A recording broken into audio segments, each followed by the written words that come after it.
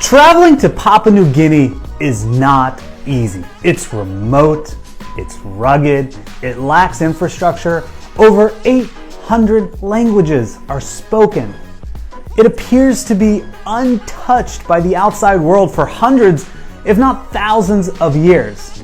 Encountering the wrong tribe, animal, insect, or plant could cause serious problems. It is certainly a challenging destination, but those are also the exact reasons I and other travelers looking for an adventure want to visit Papua New Guinea. Its untouched and diverse tribal cultures, natural and rugged beauty, and legends of adventure have long captured my imagination.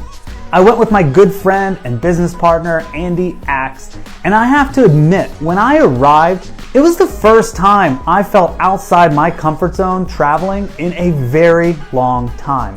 As a result, it was perhaps the best travel experience of my life, and here are the 3 lessons I learned in the process.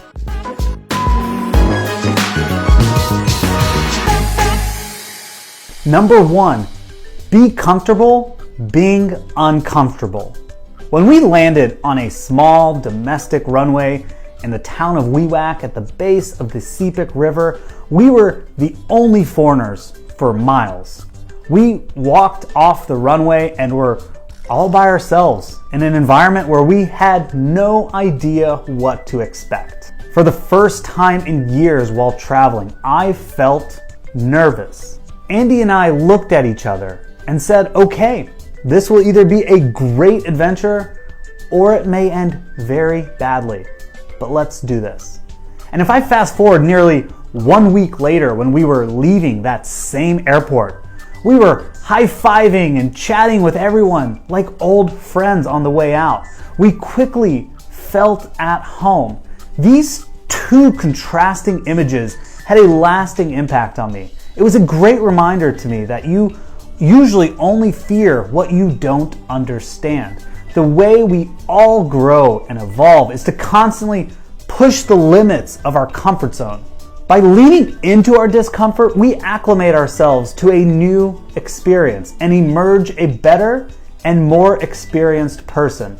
The more you do this, the harder it gets to find things that make you uncomfortable. But that just means you have to search harder for it. Don't worry about what your discomfort tolerance is currently. Just find something every week that feels uncomfortable and lean into it until it begins to feel comfortable. Number 2, never be lazy about your food. We found ourselves on Mushu Island and were staying in the one little guest house hut owned by a man named Clement. We were hanging out on the beach with him and his family. We were talking and having a couple warm South Pacific beers that we were able to procure. We were having a great time that the night snuck up on us and it quickly became pitch black. Clement looked up at us in shock and said, I forgot to get us dinner. We explained how it is no problem, pretending that we weren't really that hungry. But as the great host he was, he refused to listen. He told us to just give him a few minutes. He grabbed a spear and a flashlight and sprinted into the black ocean. Just like that, he disappeared. About 10 minutes went by and we had no idea what was going on until he emerged from the ocean. He walked up with a spear filled with many different types of freshly caught fish. His wife quickly grabbed them and cooked them over a fire stove. We were eating one of the best meals I've ever had minutes later. Every time I'm feeling too lazy to cook or get groceries, I think about Clement. If he can go spear fishing in the pitch black ocean, after a couple of beers, I can always chop up some vegetables for my family. And if I am ever hosting someone, I will not let an empty fridge be an excuse.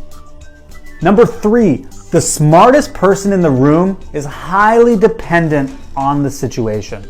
People have a tendency to see less developed countries like Papua New Guinea and think they are more advanced because they simply come from a wealthier country.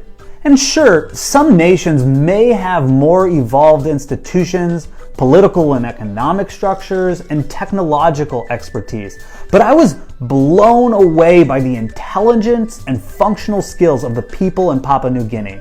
I would not be well equipped to survive there. The people I met along the Sepik River hunted and foraged for most of their own food, protected their families against all sorts of predators, and built their own houses from scratch. If I had to choose someone to be stranded on a deserted island with, it would probably be someone from Papua New Guinea. And despite being treated with the utmost hospitality everywhere we went, Andy and I were well aware that we were the lowest men on the totem pole and would be a charity case for the community if we stayed. It was a great reminder to remain humble. Just because I may be smart or accomplished in certain aspects of my life, someone else is likely to be way more knowledgeable and capable in another aspect. We need to be self-aware and step up when we are the right person to lead or make a certain decision, but also have the humility and intelligence to know when we are not. Those are my 3 lessons from traveling to Papua New Guinea. Go be comfortable being uncomfortable. Don't be lazy with dinner. Know when you need to step up or step down. And as always, stay curious and see you tomorrow.